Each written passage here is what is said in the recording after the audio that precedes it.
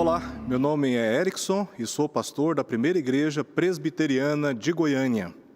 Estamos fazendo uma série de mensagens sobre as 7 cartas do Apocalipse. Hoje, o nosso objetivo será estudar a carta que foi destinada para a igreja que se encontrava na cidade de Laodiceia. No último vídeo, estudamos a respeito da igreja que se encontrava em Filadélfia. Esta igreja, embora pequena, fraca, foi uma igreja que guardou a palavra de Cristo, bem como o seu testemunho. Por isso foi uma igreja tão elogiada pelo próprio Senhor Jesus Cristo. E embora sendo uma igreja tão virtuosa, não estava livre das tribulações. Falsos judeus, infiltrados dentro da igreja, estavam causando muitos transtornos àquela igreja. Mas a promessa de Cristo é que esses falsos crentes, esses falsos judeus, haveriam, no tempo oportuno, de se prostrar diante desta igreja. O sentido não era de oferecer adoração, mas de reconhecer a autoridade de Cristo revelada na igreja. Também Cristo prometeu para aquela igreja que no tempo oportuno, esta gente, esse povo, essa sociedade ímpia que não reconhece o senhorio de Cristo, haverá de reconhecer que esta igreja foi muito amada pelo Senhor Jesus.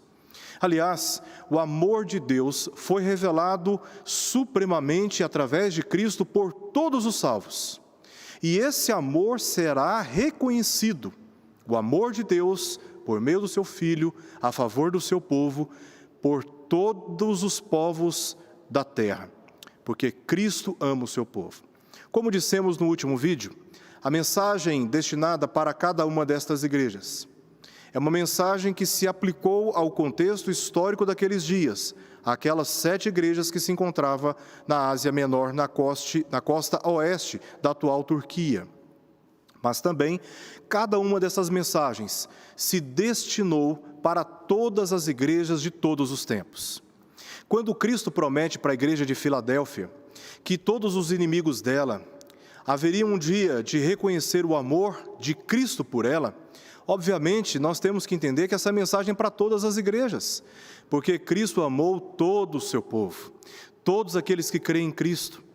Também porque no final de cada carta, a mensagem que foi destinada para cada igreja termina dizendo: aquele que tem ouvido, ouça o que o Espírito diz às igrejas. Esta é uma mensagem destinada para a igreja naqueles dias, mas que pelo Espírito Santo chega a todos nós que somos crentes em Cristo Jesus. Chega para mim e chega também para você. É nesse sentido que eu te convido, nesta oportunidade, a dedicar toda a sua atenção à mensagem que Cristo destinou para a igreja de Laodiceia. Porque o que haveremos de estudar aqui diz respeito à minha vida, à sua vida, enfim, à igreja de Cristo, a todos aqueles que creem no Senhor. E mesmo tendo Cristo no meio da igreja, todos nós, por causa do nosso pecado, não andamos em conformidade com a vontade de Deus. E esta mensagem chega a nós, nos chamando a fazer uma autocrítica, um autoexame, nos chama ao arrependimento, a fim de andarmos pelo caminho do Senhor, pois é no caminho do Senhor que honramos a Deus, que honramos o seu Filho e somos edificados e destinados para a vida eterna que Deus preparou através do seu Filho a cada um de nós. Antes de nós entrarmos neste estudo dedicado para hoje, eu quero te pedir que, por gentileza, feche por um instante os seus olhos para que possamos orar e pedir a Deus que nos dê a compreensão necessária e suficiente na palavra que Ele nos entregou. Vamos orar.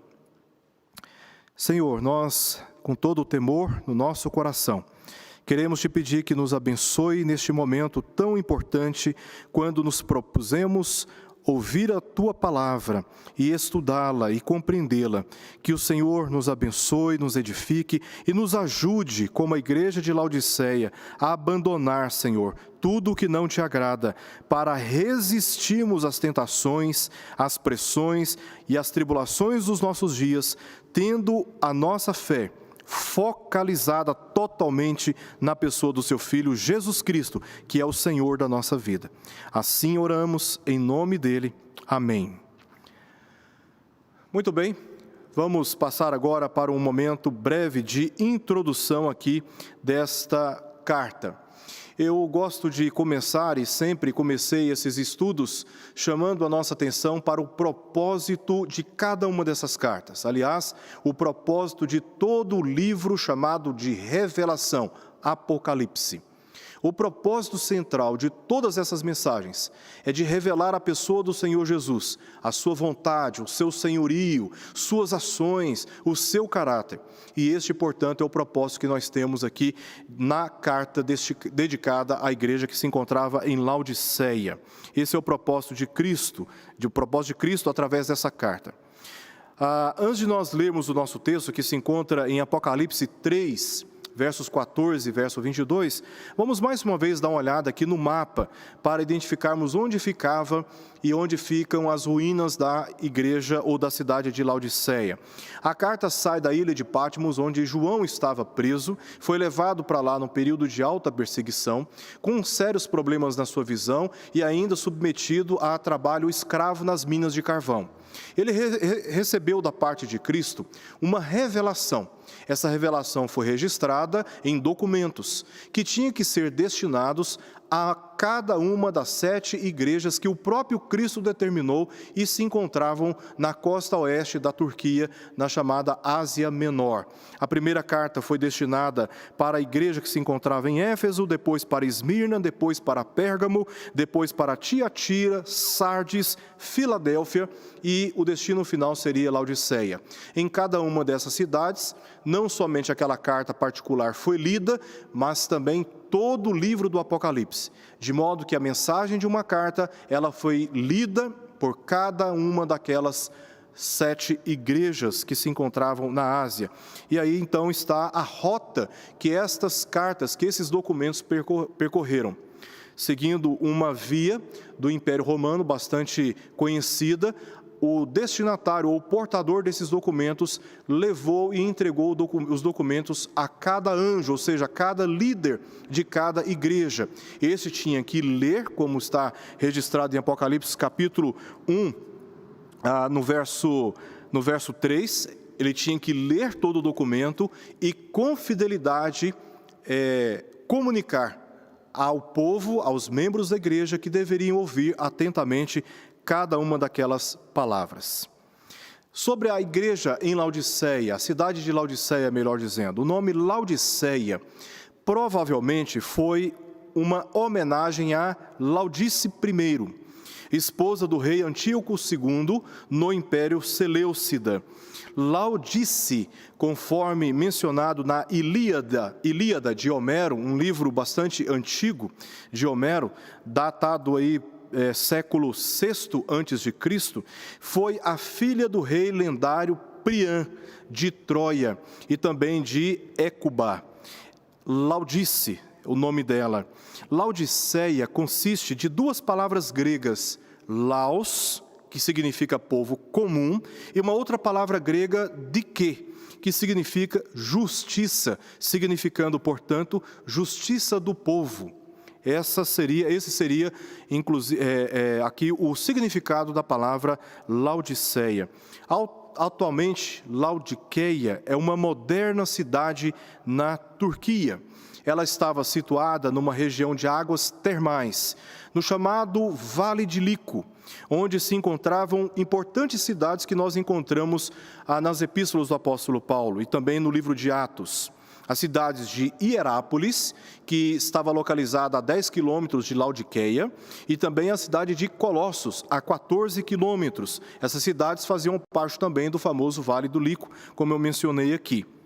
A cidade de Laodiceia, ela estava a 1 quilômetro da margem do rio Lico, que era um rio que atravessava exatamente o meio daquele vale. A água quente que brotava da terra vinha do sul. Você pega o mapa antigo e inverte, para você entender um pouquinho melhor como eles compreendiam a geografia naqueles dias. Hoje o nosso mapa, a gente olha, fala sul, mas na verdade se refere ao norte, tá? No nosso atual mapa. Mas a topografia, a geografia daquela região indica que a água vinha do sul e não do norte. E ela vinha de Hierápolis, através de aquedutos. Contudo, até chegar essas águas por esses aquedutos, a cidade de Laodiceia chegava já morna, porque de onde ela vinha quente, a sua origem eram águas bastante quentes. Só que até chegar em Laodiceia, que era uma região um pouco mais fria, a água já tinha perdido boa parte do seu calor. Aqui nós temos um mapa para facilitar aqui a visualização do que estamos falando. Veja só, ao sul nós temos um mapa, como eu já disse, invertido, tá? Mas ao sul nós temos a cidade de Hierápolis, de onde saíam aquelas águas quentes por aquedutos e chegavam então até a cidade de Laodiceia, cortando inclusive o rio Lico, onde a 1 quilômetro de distância se encontrava a cidade de Laodiceia. Muito bem, nós temos aqui nesse próximo slide uma foto antiga desses aquedutos, né? São achados aí arqueológicos desses aquedutos construídos naquela época para transportar a água de uma cidade para outra. Ela estava situada numa região de águas termais, como eu já falei, e essa água quente, ela chegava até a cidade de Laodiceia já fria, e já morna, e ao beber dela as pessoas sentiam náuseas. Uma água morna realmente é muito difícil de beber. O nome da cidade, Laodiceia, ou Laodiceia, como nós comumente chamamos, que significa justiça do povo, por coincidência ou não, se relacionava com a realidade da igreja cristã naquele contexto, da igreja que se encontrava nessa cidade. Era democrática, deixou de seguir seus líderes espirituais ou de observar a autoridade da palavra de Deus, né? Então, essa igreja, quando ela deixa a autoridade de Cristo, deixa a autoridade da palavra, o testemunho dos apóstolos, e começa a democratizar, ou seja, entregar a igreja e os seus passos e os seus interesses aos anseios e expectativas do povo, certamente esse é um processo de degeneração ou de perda de vitalidade espiritual de qualquer igreja.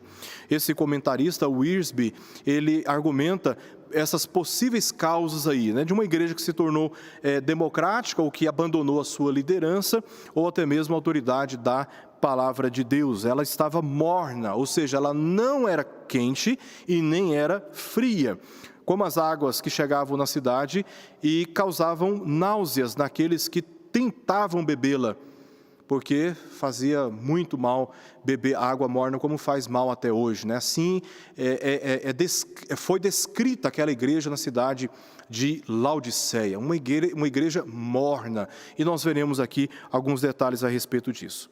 Certamente esta igreja ilustra e fala a igreja em nosso tempo, nosso período moderno de materialismo, de consumismo, de autossuficiência, de individualismo, de falsa religiosidade e também de apostasia, né? De apostasia.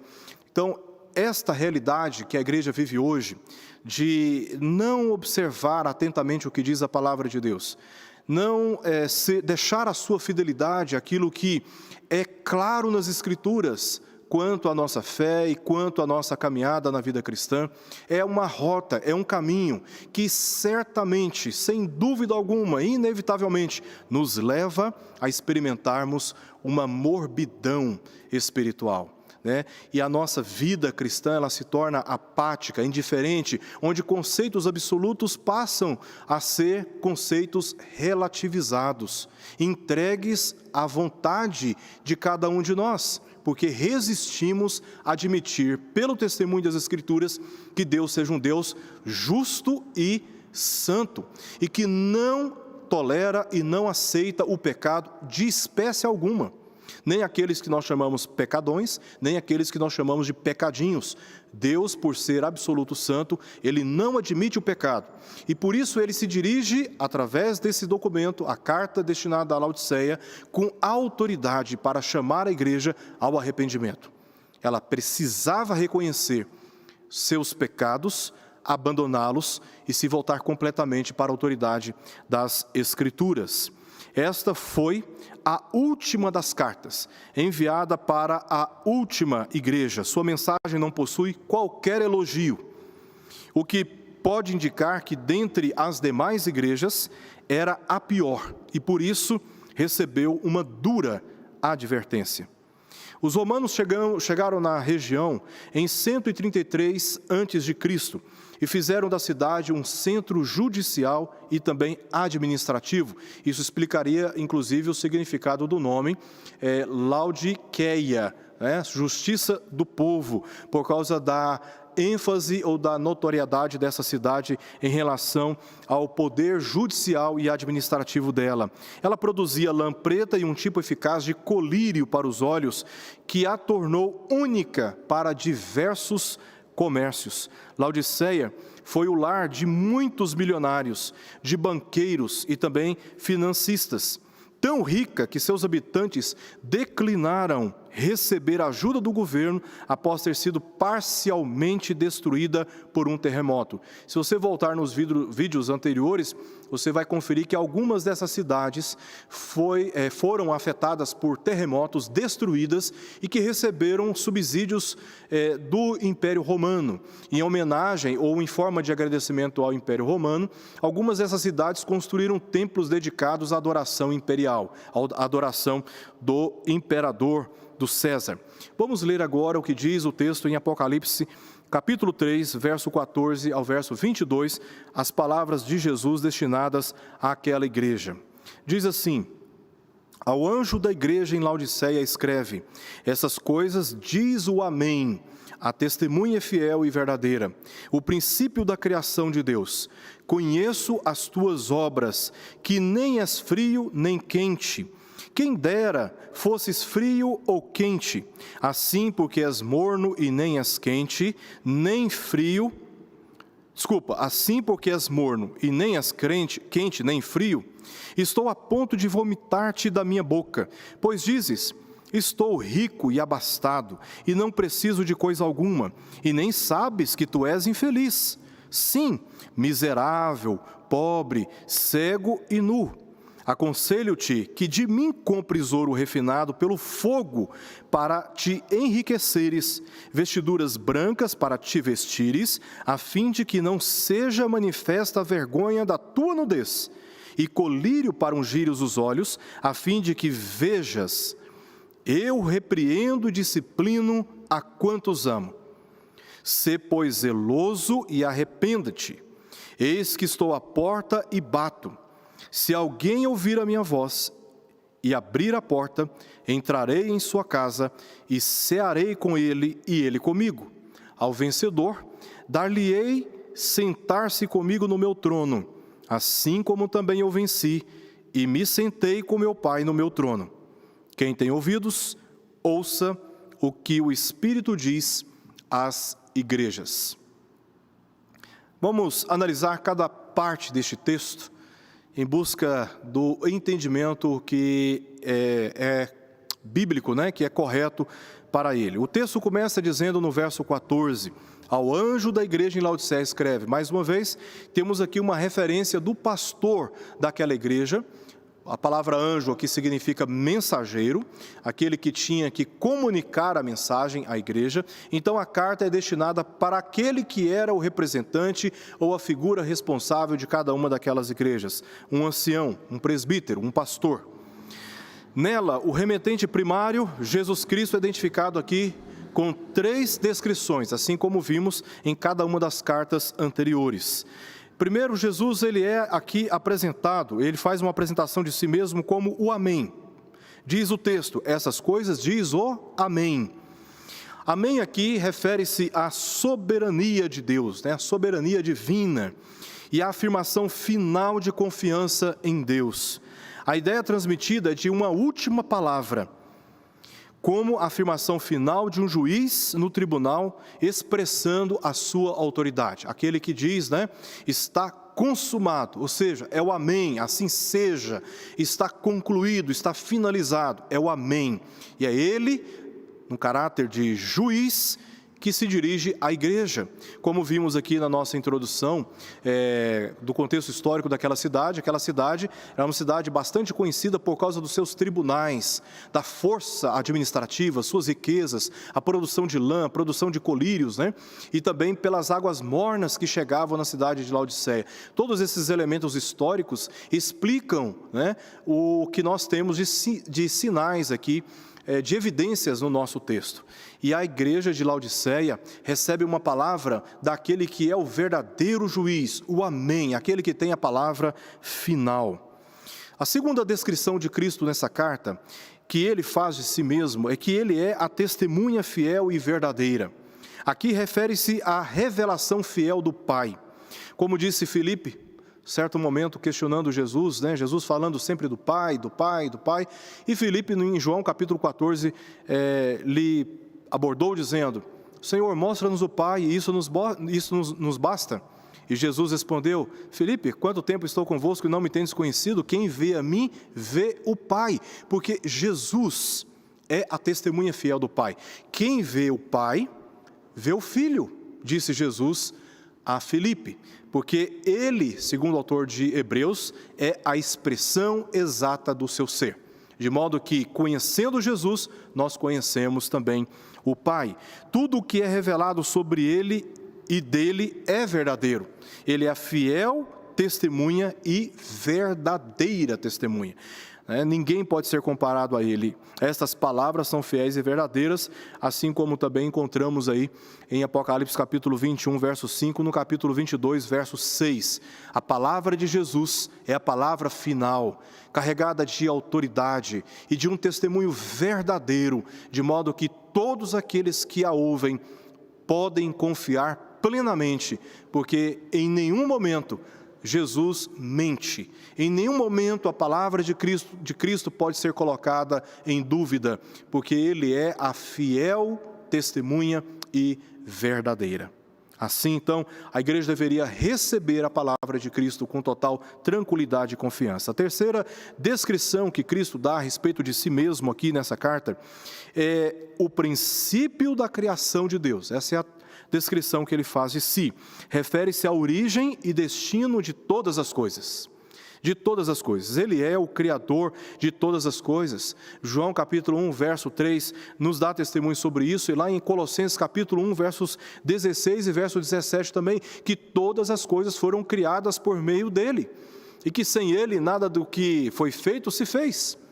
E que nele subsistem todas as coisas, porque ele é o princípio da criação, o primogênito da criação, como diz Paulo na epístola aos Colossenses. Também do reino vindouro e o estado eterno de um novo céu e uma nova terra. Ele é o Criador de toda esta realidade que nos aguarda, segundo a promessa de Isaías 65, nos quais habita justiça. É ali que nós encontramos a verdadeira justiça, a justiça que não é conveniente, a justiça que não é tendenciosa, ideologicamente falando. Não, é uma justiça reta, baseada no reto caráter daquele que faz justiça e julga o Senhor Jesus Cristo. Então, feitas essas apresentações, Jesus está dizendo para a igreja: vocês devem acatar com confiança aquilo que eu tenho para dizer para vocês. E não apenas ouvir, mas também atender a cada uma das minhas exortações. Jesus se apresenta, portanto, no meio das 7 igrejas, como aquele que tem suprema autoridade no meio delas. E isso não foi diferente para a igreja de Laodiceia, e não é diferente para a minha igreja e para a sua igreja. Cristo e os seus ensinos, assim como revelados desde o livro de Gênesis até o livro do Apocalipse, a sua autoridade deve ser reconhecida, suas palavras recebidas, suas exortações refletidas, suas orientações obedecidas, porque quem se dirige à igreja é o Senhor dela, é o próprio Senhor Jesus Cristo. O verso 15, nós lemos aquilo que vimos em cada uma das cartas anteriores. Conheço as tuas obras, que nem és frio nem quente. Quem deras fosses frio ou quente. Quem deras se fosse um extremo ou outro, mas a igreja era morna. Depois da saudação e apresentação trinitária de Cristo, revelando sua autoridade soberana, ele declara: conheço as tuas obras, porque nada foge da sua atenção e do seu conhecimento. Seria tolice correr para trás das árvores como Adão e Eva fizeram, na tentativa de esconder as suas obras. Não é possível. Ele conhece todas elas, a verdadeira condição humana.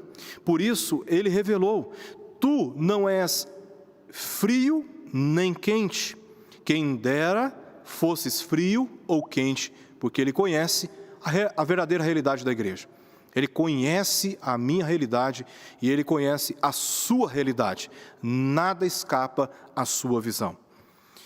Em Hierápolis, a água quente que minava era quentíssima. Em Colossos, o contrário, era gelada. Colossos ficava mais ao sul, mais ao norte, desculpa. Laodiceia se encontrava geograficamente entre as duas cidades, entre a cidade de Hierápolis e a cidade de Colossos.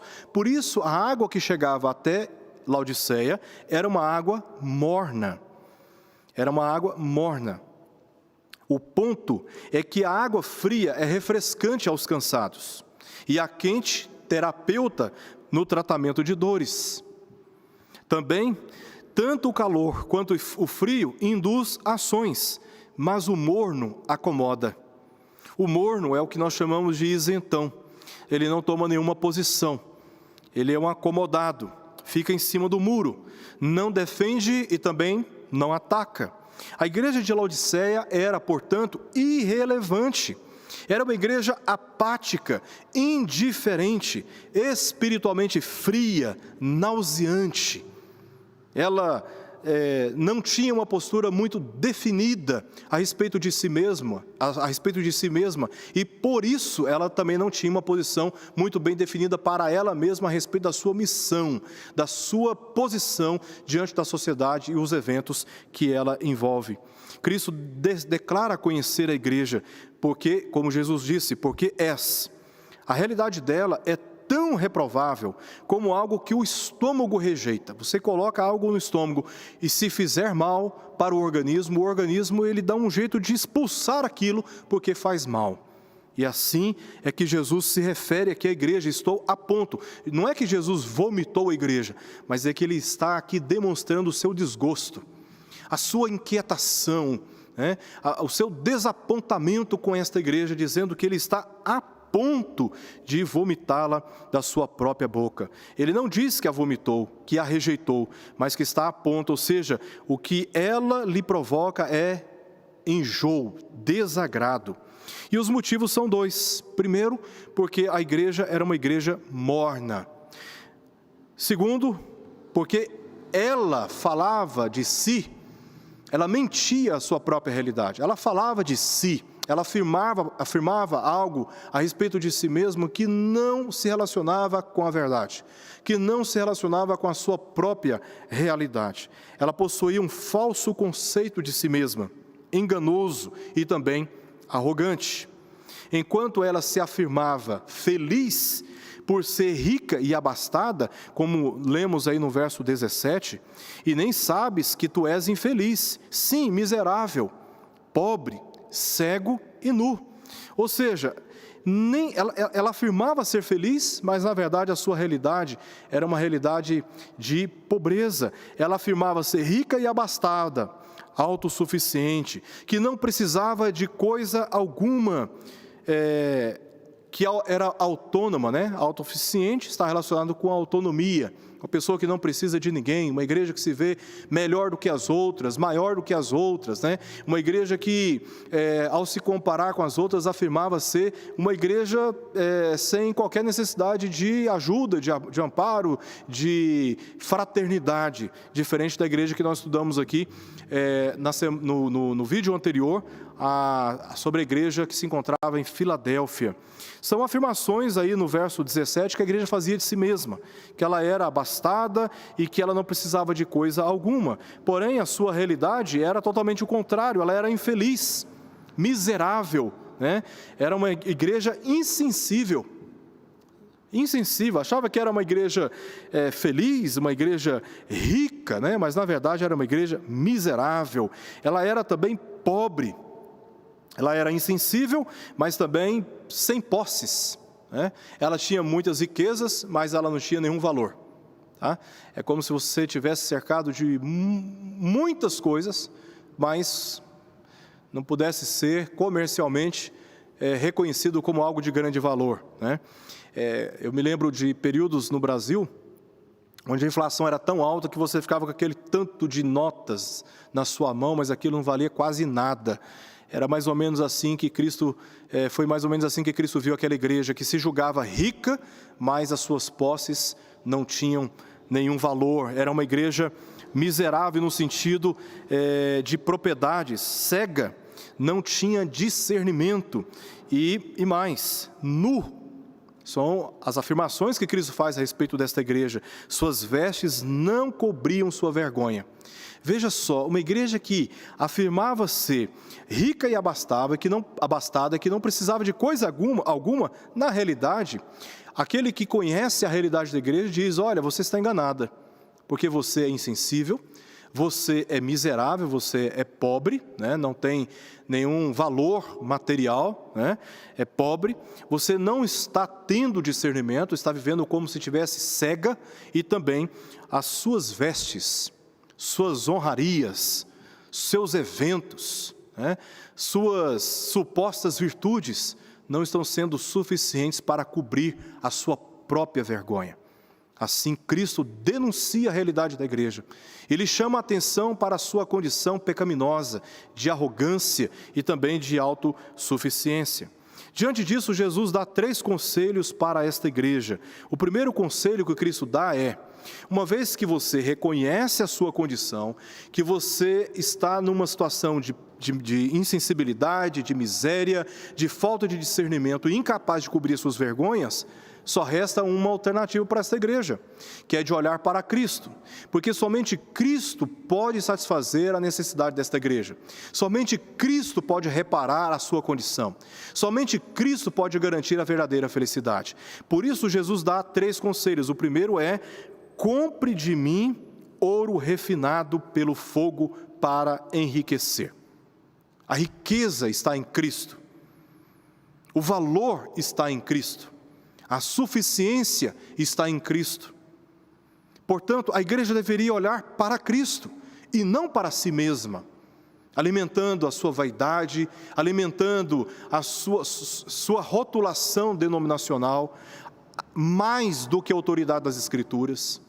Isso é danoso, isso é vergonhoso, e nenhuma dessas ações pode cobrir a nossa vergonha quando assim procedemos. E a palavra de Cristo é: compre de mim ouro refinado para enriquecer. O segundo conselho é: compra de vestiduras brancas para se vestir. Ela estava como que nu, né? Sem roupas, sem vestimentas. Contudo, Cristo oferece para ela as roupas capazes de cobrir a sua própria vergonha. Vamos nos lembrar aqui do que aconteceu com Adão e Eva, porque a realidade dessa igreja, ela reflete a condição humana no pecado. Eles estavam nus antes do pecado e não se envergonhavam, mas o pecado trouxe a consciência da sua própria vergonha. Por isso eles, ao ouvirem a voz do Criador, se esconderam por trás das árvores do jardim. Mas somente Deus providenciou as vestimentas seguras para eles, vestimentas de peles de animais, feitas de peles de animais. Aqui vemos mais ou menos a mesma coisa. Aquela igreja estava nua, imbuída, envolvida pela sua própria vergonha, pressionada pela sua própria vergonha. Mas Cristo lhe oferece vestiduras brancas para se vestir. O terceiro conselho é: compre de mim colírio para que possa ver, a fim de que possas ver. Final do verso 18. Aquela cidade produzia um colírio especial, conhecido naquela época como uma cidade, a melhor cidade para se comprar colírios para tratamento dos olhos. E aquela igreja, obviamente formada por pessoas que vinham da sociedade, conheciam muito bem o efeito do colírio. E Jesus está dizendo: você que é cega, que não tem discernimento, precisa de um colírio que só eu posso dar, para que possa assim, então, enxergar com clareza e ter discernimento a respeito das coisas. Essas ofertas não estão à venda, não fazem parte das transações comerciais e nem podem ser tratadas, essas bênçãos, como objeto de barganha, de troca, mas acessíveis pela fé em Cristo, pois se tratam da riqueza da sua graça. Cristo oferece gratuitamente a todos aqueles que, reconhecendo a sua condição no pecado, o abandonando arrependidos, recorrem a Cristo, que pode unicamente fornecer os benefícios da sua graça. Esses 3 conselhos de Cristo, eles precisam ser melhor compreendidos aqui para a leitura do nosso texto. Diz assim: aqui o Senhor, ao dizer que a igreja deve comprar dele ouro refinado pelo fogo para enriquecer, Jesus está dizendo para esta igreja que a igreja deve se voltar para ele, a fim de obter as verdadeiras riquezas. O ouro é uma imagem da fé produzida pela palavra de Deus. Esta é capaz de suportar as provações e ainda se tornar mais pura depois delas. A igreja verdadeira, quanto mais passa pelo fogo das tribulações, quanto mais pressionada, mais tem a sua fé fortalecida, mais produz paciência, longanimidade, mais santa ela se torna. Aliás, se não fossem as tribulações, se não fossem essas inquietações dos tempos presentes, essas perturbações, certamente nos acomodaríamos. Perderíamos a noção da necessidade de orarmos, de lermos a palavra de Deus. É assim que nós nos comportamos, infelizmente, carregamos uma natureza que é tendenciosa a se afastar de Deus e tudo o que lhe agrada. Por isso, tantas pessoas, quando estão bem, se esquecem de Deus.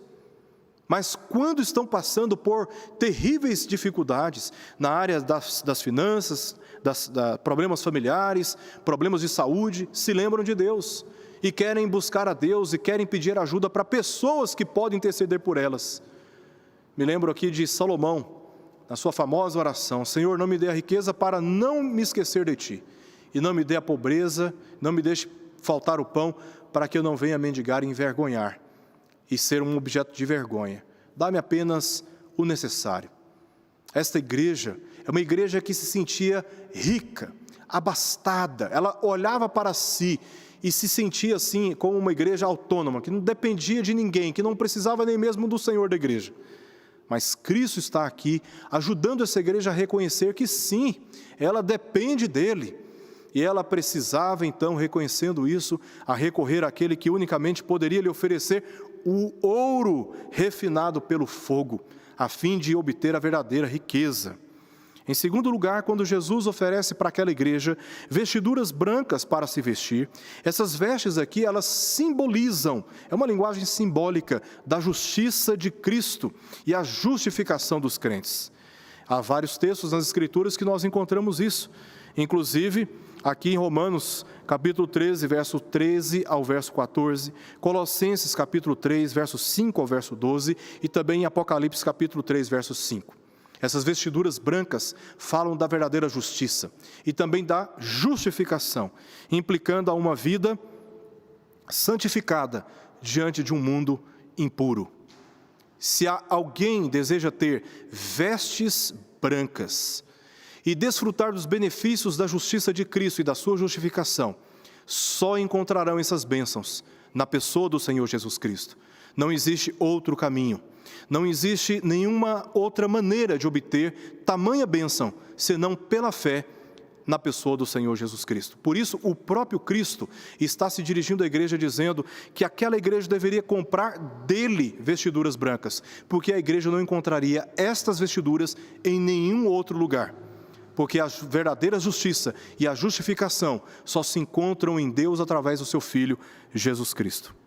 Em terceiro lugar, Jesus exorta esta igreja a comprar dele não apenas o ouro refinado pelo fogo para enriquecer, não apenas as vestiduras brancas, mas a igreja deveria comprar de Cristo, também colírio para os olhos. Laodiceia, como eu já disse, se especializou em um tipo de colírio com efeitos medicinais eficazes. Cristo usou isso para chamar a atenção da igreja para a necessidade de cura da sua cegueira espiritual, para obter discernimento, a fim de perceber a vida para além do plano material, materialista, terreno, e perceber as riquezas mais importantes que se encontram nele, bem como no reino vindouro. Essa igreja, por algum motivo, perdeu a noção de eternidade, começou a viver como se a finalidade dela fosse a vida no mundo, acumulando riquezas materiais. E Jesus chama a atenção desta igreja para o fato de que a verdadeira riqueza da igreja não está neste mundo. Não pode ser adquirida neste mundo. A verdadeira riqueza da igreja se encontra em Deus, e esta riqueza é revelada em Cristo Jesus. É nele que as mais profundas riquezas espirituais se encontram. E a igreja de Laodiceia precisava ter discernimento a respeito dessas coisas, porque a verdadeira esperança está não neste mundo, não nas coisas deste mundo, o que nos faria infelizes, como diz o apóstolo Paulo em 1 Coríntios capítulo 15. A nossa verdadeira esperança, a nossa verdadeira segurança não está neste mundo, está no vindouro, está no reino vindouro de Cristo. E isso é importante, porque quando somos convencidos dessa verdade, nós não vivemos em função daquilo que o mundo tem para nos oferecer. Nós vivemos em função daquilo que nos aguarda nas segundas promessas de Deus, na chegada do reino pleno de Cristo sobre a terra. Nós caminhamos olhando para um objetivo muito específico. O meu lugar é com o Senhor, é a nova Jerusalém, envolvido pela doce presença do Pai, num estado de glória onde a dor, o choro, a tristeza, o luto, as doenças e a própria morte não existem. É para lá que eu estou caminhando. E infelizmente alguns crentes já perderam essa capacidade de discernir a finalidade das suas vidas e vivem como se as conquistas terrenas, materiais, o acúmulo de riquezas fosse o motivo supremo da sua própria existência. E eu tenho que te dizer, se você tem pensado assim, você está completamente enganado. Você está completamente enganado. E certamente precisa desse colírio que Cristo oferece, para que você perceba, você que é crente em Cristo, mas que anda seduzido pelas atrações deste mundo, você precisa perceber que a finalidade da sua vida é glorificar a Deus e fazê-lo conhecido no mundo todo, tendo a certeza de que a sua esperança não se encontra aqui, mas se encontra em Cristo, e especialmente na sua chegada, quando o pior e o maior dos nossos inimigos for derrotado, a morte. Ali então, tudo que nós conquistamos do ponto de vista material neste mundo, muito embora a conquista de bens materiais e o enriquecimento em si não são coisas ruins, a busca é até legítima. O que não é legítimo é quando nós tornamos essa busca, é quando tornamos essa ambição a finalidade da nossa vida. Aí sim, nós provamos para nós mesmos que estamos cegos, que somos miseráveis, pobres, cegos e nus. Porque nada dessas coisas podem nos justificar. Nada dessas coisas podem cobrir as nossas vergonhas e nos justificar assim dos nossos pecados. O único que pode oferecer essas bênçãos eternas é o Senhor Jesus. Por isso ele diz para a igreja que a igreja compre dele colírio para ungir os olhos, a fim de que vejas. William Hendrickson, no seu livro, comenta o seguinte: em poucas palavras, compre salvação, pois a salvação é ouro que enriquece, é veste branca que cobre a nudez, ou a nossa culpa, e reveste-se com justiça, santidade e alegria no Senhor. Ela é colírio, quando possuído, não mais nos deixa cegos. Como eu disse no início, a salvação não pode ser comprada. A linguagem empregada aqui no texto não é a linguagem do mérito humano, que a salvação ela pode ser adquirida com a barganha, né? Com a compra, através do nosso esforço. Não. A salvação é obra exclusiva da graça de Deus. Em que sentido, então, que João aqui registra essa palavra de Cristo, que a igreja deveria comprar essas coisas de Cristo? Como eu já disse, essa era uma linguagem do comércio. E na linguagem do comércio, nós só compramos aquilo que nós nos interessamos. O que Jesus está dizendo para a igreja é: não compre a salvação pelo mérito. Jesus está dizendo: exerça a fé na direção certa. Jesus está dizendo: tenha a motivação certa. Você precisa de colírio para ungir os olhos e ver com o verdadeiro interesse a verdadeira riqueza. É nesse sentido, portanto, que nós encontramos esse verbo comprar aqui. É de direcionarmos o nosso interesse para o lugar certo. De buscar da parte de Deus aquilo que só Ele pode nos oferecer. E é isso que Jesus está prometendo entregar. Agora, no verso 19, nós lemos uma advertência que Cristo dá à igreja, uma advertência contundente, dizendo: eu repreendo e disciplino a quantos amo. Sê, pois, zeloso e arrepende-te. Essa é a advertência de Cristo. Sua palavra, ele dirigiu a sua palavra à igreja, e esta palavra ela foi uma palavra dura, mas ele lembra que a disciplina, que ele disciplina porque a ama, porque ele tem amor por ela. E o amor é a causa do seu interesse por sua completa restauração. Como nós lemos, por exemplo, por parte do autor de Hebreus: filho meu, não menosprezes a correção que vem do Senhor, nem desmaieis quando por ele és reprovado, porque o Senhor corrige a quem ama e açoita a todo filho a quem recebe. E essa palavra ela foi importante e interessante aqui no nosso texto, porque depois de repreensões, de denúncias tão graves sobre a igreja, fica parecendo que Cristo é o inimigo da igreja, mas não, Jesus não é o inimigo da igreja. Quando somos disciplinados pelo Senhor, somos disciplinados porque Ele nos ama. E Cristo amou tanto aquela igreja, que falou para aquela igreja o estado que ela se encontrava. E também apontou o caminho para a sua salvação, para a sua restauração. E nisso nós encontramos o amor de Cristo por aquela igreja. Outro texto, Hebreus 12:10. Pois eles nos corrigiam por pouco tempo, segundo melhor lhes parecia. Deus, porém, nos disciplina para aproveitamento, a fim de sermos participantes da sua santidade. E Jesus disse para esta igreja: eu repreendo e disciplino a quantos amo. Se, pois, por causa dessa disciplina, por causa desse amor revelado através dela, sê zeloso e arrepende-te. Cristo estava a ponto de vomitar esta igreja. Aqui ele adverte a igreja a ser zelosa e também de se arrepender, antes que tivesse que discipliná-la. Como esta igreja deveria se arrepender?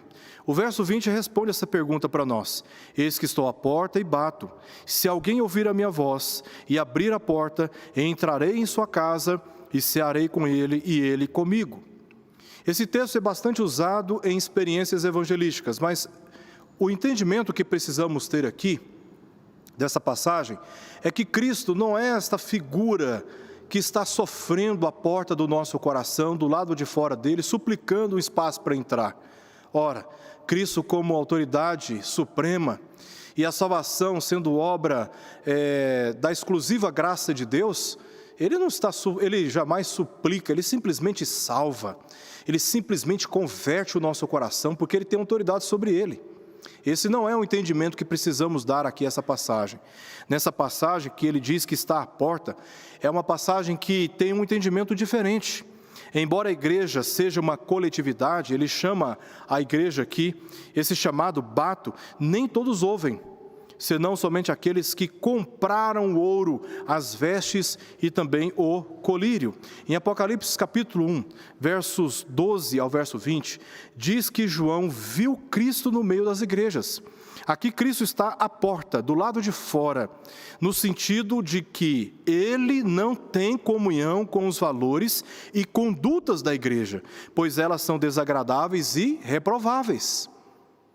A promessa de Cristo é que ele haveria na sua vinda de comer uma nova ceia com os seus discípulos, ter comunhão com eles, participar juntos de um momento realmente de fraternidade. Mas esta igreja estava vivendo de tal forma que Cristo, é como se Cristo não estivesse realmente presente no meio da igreja. Cristo não está nesse sentido, né? Na realidade, ele não está desfrutando da realidade da igreja, porque ele está a ponto de vomitá-la. Ele não tem prazer no testemunho que esta igreja estava produzindo. Por isso ele disse que está como que a porta batendo, né? Para que, se alguém ouvir a sua voz, então abra e o receba. Olha, quem recebe a Cristo, senão aqueles que compram ouro refinado pelo fogo para enriquecer, senão aquele que compra vestiduras brancas para cobrir a sua nudez, senão aquele que compra dele, de Cristo, colírio para ungir os olhos a fim de ver. Somente aqueles que realmente têm o Espírito de Deus são capazes de receber Cristo e a sua palavra com total confiança, sabendo que ela vem do próprio Cristo. Foi uma igreja fechada à verdade, esta igreja. Então ela tinha que abrir a sua porta, se arrepender nesse sentido de abrir mão daquela condição de vida, abrir mão daquela condição social, abrir mão daquela condição espiritual. É nesse sentido que a igreja abre a porta e comunga finalmente com Cristo. O seu amor é revelado na autoridade de bater, ou seja, repreender. E com essas palavras Jesus está batendo a porta da igreja. Ele está exortando a igreja a ponto de discipliná-la caso não se arrependesse. A finalidade é única: entrar e cear com Ele, desfrutar da verdadeira riqueza, da verdadeira comunhão, riqueza que só pode ser desfrutada na comunhão com Ele. A iniciativa é sempre dele, é ele quem bate a porta. E ele se revela, como lemos aqui no verso 14, ele denuncia o mal, versos 15 ao verso 17, aconselha e oferece riquezas, verso 18, repreende, verso 19 ao verso 20, repreende e garante o que ela não tem, ou seja, a comunhão com Deus. Portanto, abrir implica em conversão para Ele, mudança de atitude para Ele, porque a salvação, só por esse texto aqui, vemos que é uma obra exclusiva da graça de Deus somente. E a igreja, quando ela perde a noção do seu propósito, da sua finalidade, perde a noção daquilo que a aguarda na eternidade com Cristo, com o próprio Pai, ela deve então abandonar a velha prática, deve abandonar o pecado e se voltar completamente para Cristo. Como já foi dito, Cristo é o único que pode satisfazer todas as reais necessidades da igreja de modo suficiente. Então arrependa-te, volta-te para Cristo, volte-se para aquilo que Cristo nos comunica, nos orienta, nos exorta através das Sagradas Escrituras. Verso 21, o texto já caminhando para o fim, diz: ao vencedor dar-lhe-ei sentar-se comigo no meu trono, assim como também eu venci e me sentei com meu Pai no seu trono. Como em cada uma das cartas, no final, encontramos uma promessa contundente. Aqui o vencedor, o que atende o conselho, se arrepende e ouve, esse se assentará com Cristo no trono, como é prometido por Cristo aqui. Que promessa gloriosa! O apóstolo Paulo registrou essa promessa também lá em Efésios, capítulo 2, versos 4 ao verso 7, com essas palavras: mas Deus, sendo rico em misericórdia, por causa do grande amor com que nos amou, e estando nós mortos em nossos delitos, nos deu vida juntamente com Cristo. Pela graça sois salvos, e juntamente com Ele nos ressuscitou e nos fez assentar nos lugares celestiais em Cristo Jesus, para mostrar, nos séculos vindouros, a suprema riqueza da sua graça em bondade para conosco em Cristo Jesus. Essa promessa se relaciona com o status dos que estão em Cristo, agora que as suas riquezas e o orgulho não podem mais garantir qualquer coisa para eles. Refere-se à autoridade espiritual, honra e privilégios compartilhados por Cristo, todos derivados e dependentes eternamente dele, porque ele mesmo disse: sentar-se comigo no meu trono. É ele quem garante de modo eterno e seguro tal bênção para aqueles que se arrependem. O caminho é a vitória da verdadeira fé contra o pecado e também a morte. Assim como também eu venci, Jesus venceu a morte, o pior dos seus inimigos, o pior dos nossos inimigos. Jesus venceu. E se nós seguimos no caminho de Cristo, nós também haveremos de vencer. Essa é a promessa que nos aguarda, segundo aquilo que Paulo descreve praticamente em todo o capítulo 15 de 1 Coríntios. No dia da sua vinda, os mortos serão ressuscitados e seremos transformados à semelhança do Filho de Deus. E com Ele, então, estaremos na presença do Pai por toda a eternidade. E o verso 22, o último verso, termina dizendo: quem tem ouvidos, ouça o que o Espírito diz às igrejas. Aqui, mais uma vez, Cristo bate, apelando para que ouçamos o que o Espírito diz às igrejas. Cristo é o remetente da carta, mas é o Espírito Santo quem aplica suas palavras, quem convence, quem persuade a igreja ao arrependimento. Cristo é a palavra e o Espírito, a voz que ecoa nos corações daqueles que ouvem, de todas as igrejas edificadas na revelação do livro do Apocalipse. Assim, encerramos esta série sobre as 7 cartas do Apocalipse. Mais uma vez, repetindo aquilo que está escrito: quem tem ouvidos, ouça o que o Espírito diz às igrejas. Que o testemunho desta igreja, que a palavra de Cristo dirigida a ela, sejam recebidos nesse momento por mim e por você, com a máxima atenção e confiança. Todos nós temos pecados cometidos, vergonhas que precisam ser reveladas diante do Senhor.